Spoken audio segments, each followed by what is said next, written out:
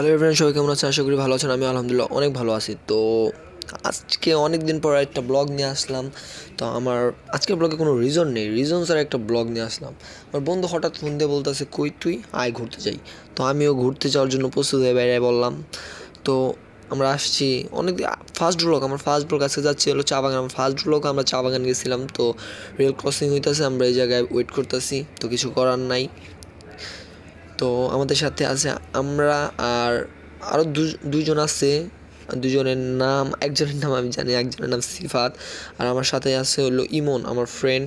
তো রেল চলে গেছে অ্যান্ড খুলে দিছে। যাই হোক না কেন, আমরা মাঝে মাঝেই ঘুরতে যাই। ঘোরা একটা ফ্যাশন ভাই, না জীবনে না ঘুরলে বাঁচা যাব না, এইটাই হলো আর যাই হোক, ঘুরতে যাইতেছে। আমার বন্ধু আবার অনেক ভালো রাইড করে, কিন্তু এই পালচারটা ডিস্টার্ব।